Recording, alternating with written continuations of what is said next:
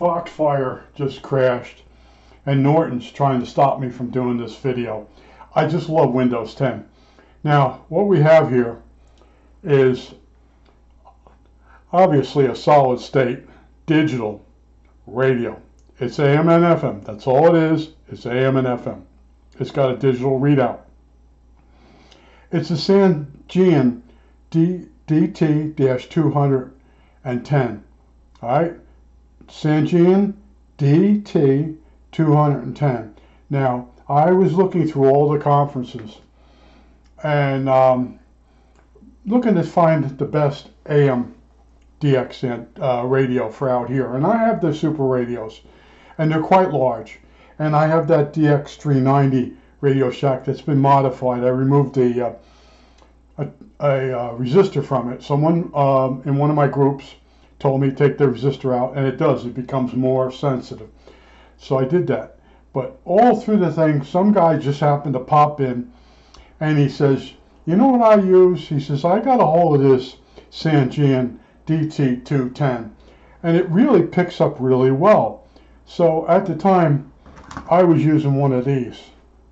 Someone said, they're on sale at Kmart. This is years ago now. And this comes in a prison radio, a clear radio. So you can't hide contraband. But this radio really picks up AM stations that are far away really well. But it's mechanical tuning. It's really, the electronics is much better than the tuning section. And there are people that have taken this radio and they've taken the inside out and mounted it on a board. They're basically trying to make a super radio. I have three super radios. There's three models of super radio before the GE or /RCA one come out. There are some models that the insides are different, so they're not as sensitive. Well, anyway, this one guy just very meekly mentioned this radio, and he says it's like his go-to radio. And I after finding out that this thing works so well, I took a chance on it. I don't know if it was $30 or $40, and I bought it. And I got it home, and it takes, let me hope to say straight, inside it takes two AAA batteries. It doesn't take a 9-volt, it doesn't take AAs, it takes two AAAs. And it's got a lock. You got to watch out you don't bump this. It's to lock the frequency. You could take this jogging with you. Now, I don't know if it's going to work right now in its position.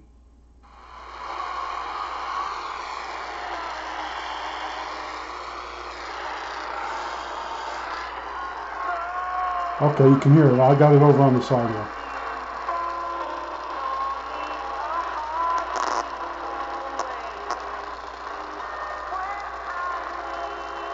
Alright, this radio can pick up Sweet 16. That's 1600. And this thing works really good with headphones. You know, it has a built-in speaker, and I just showed you right now it does pick up Sweet 16. Now, when you're a radio guy and someone hands you a radio, you have certain frequencies that you're going to dial into that radio to know if it's a good radio or not. Now, this is an aluminum-sided house. If I was to take this radio outside, it would perform even better. But that's not what I'm looking for. I'm not looking for a radio that I can only use outside. Now, this radio here, I can lay in bed with this radio and listen to the Grand Ole Opry. I can listen to Zoomer radio out of Canada on, Grand Ole Opry, I believe, is 650 AM. Zoomer radio is 740. And then during the day, 1600 is the Sweet 16 oldie station. But this radio outperforms so many other radios, it's amazing. But it doesn't have the great output. You have to put headphones into it. And like I was just showing you, I move it over here.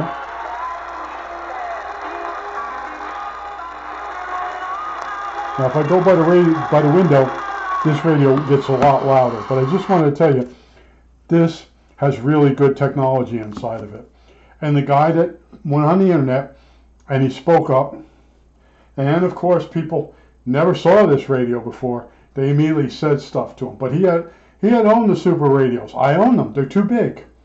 You want to lay in bed, you don't want this big heavy thing on your chest. like the DX390, works great, but the batteries are really expensive. It uses, I think, D batteries. Well, anyway, this is, you can use cheap Harbor Freight batteries in it. But this is my go-to radio.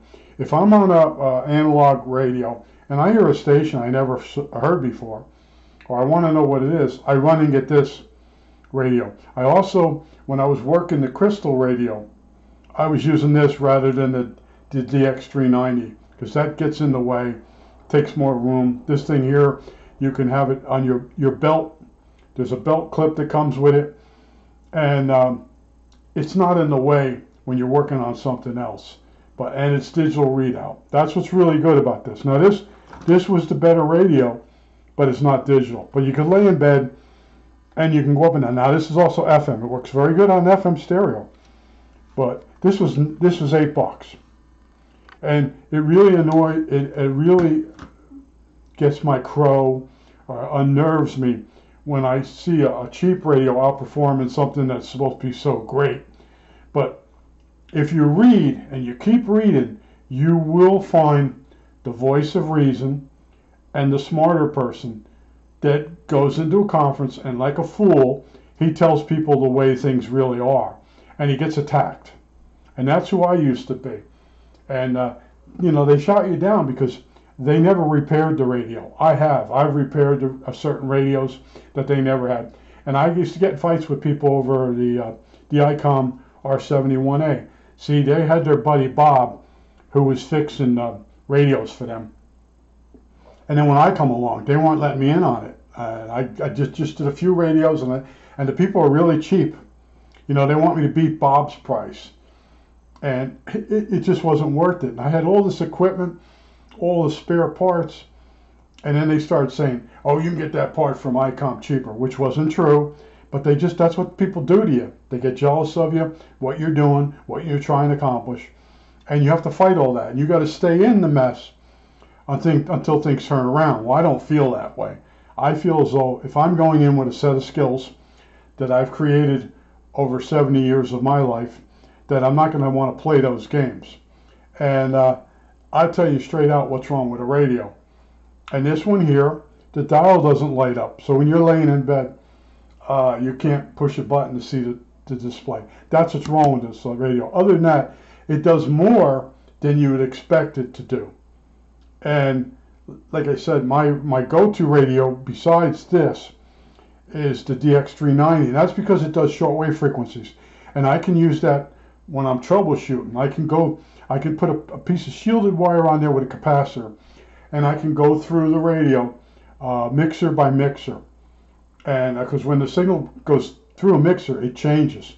In other words, the incoming signal hits the oscillator, and it comes out as another frequency. So now you got to be able to dial that frequency. And I went all the way through this Collins using the DX390. I know my radios. I basically know my stuff. I'm in it all the time. All I do is think about radios. When I don't want to think about the rest of the world, how screwed up it is, I get myself involved with a radio. And unfortunately, the radio I thought that was going to give me at least a month of relief turned out to be a piece of garbage for me. Now you might say, well, it works really good for shortwave. Yeah, but it doesn't work good for AM broadcast. It's 47 pounds. It's sitting on my bench now in the background here. Is it even in the frame? I don't know what to do at this point. But I just wanted to show you one of my go-to radios. And it's a Sangean DT210. And I have the comment section closed because I know the people, well, I can't find it online. It's an old radio. It looks good, but it's older. I bought it because someone recommended it, and I took a chance. And what the guy said was absolutely correct about it. And he said it would be your go-to radio, in a way, just for AM and FM. And it has really good FM in it. It's got this bass button over here. This doubles as a bass button. It's a DBB. I think it has something to do with the bass. And with a good pair of headphones, it really delivers a good FM station. But the content on AM and FM is really horrendous. But I'm into radios.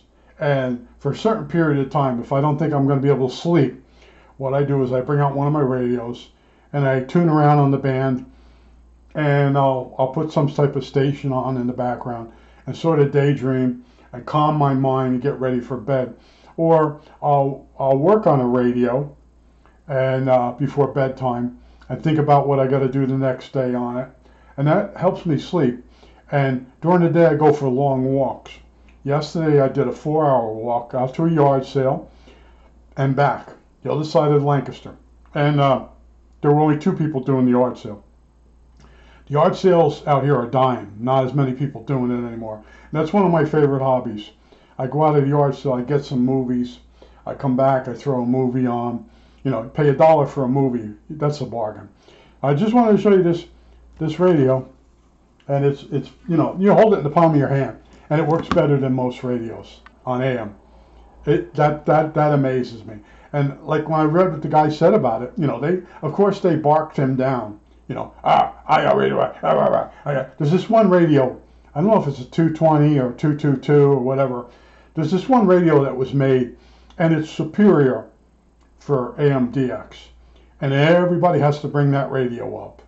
And it's rare. It's extremely expensive. But how much better is that radio than this? And this is picking up stuff without an external antenna. And you look at this thing, well, how big could the ferret rod antenna really be? Here's the batteries over here. Just think about it. And at night, this thing really works good. And, you know, and it's digital. That's the best part of it, man. When you're going down the band and you find a station and you never heard it in that position before, and then you can go online and then put that frequency in and get an idea what the hell you're picking up. Because sometimes it's very hard to ID a station. You know, they fade in and out, and just as they're going to do the ID, they fade out, and then you're sitting there listening to commercials for some lawyer in another state or some medical thing in another state. But DXing is not as good as it used to be. Years ago when I used to DX, there was less commercials, and the playlist for stations in other states was different than the playlist for stations in New York City. So I would get a bit of a change. And Christmas time was always interesting. You would hear the dog barking. One of the years that I did DXing, the dog that used to bark Jingle Bells, and you go up and down the band, and you would hear that dog barking on different stations. They were playing Christmas music, and it was pretty amazing. And then Grandma got ran over by the reindeer. That year I was DXing also. Then all of a sudden, everything went talk radio. And all the stations that you listen to in other states started becoming part of networks. And they'd have Rush Limbaugh on there and different guys that, you know, they don't fix problems, they just keep pointing problems out to you. And that's what I have a problem is I've spent my whole life trying to solve problems for people, myself and other people. And I can sit there and bitch and moan pretty well, like as good as the next guy. But what I started doing was I work on radios, go for long walks, put movies on, so I don't have to think about the things I can't fix. And there's people are becoming more angry in this country, and it's stuff you can't fix because people won't agree on anything. They won't compromise. So you got a bunch of selfish people running around doing what they want to do. And in this neighborhood, I used to clean it. Go out and clean it. 15 years of cleaning the neighborhood. And then the HOA wrote me up for chip paint on my mailbox post. Now, if you looked at the rest of this neighborhood, the least of the problems of the neighborhood is chip paint on the post. But that was because the guy that runs the neighborhood illegally, he's not voted in, he basically had them go after me. And that's the games they play around here. I think that's it. All right, that's it.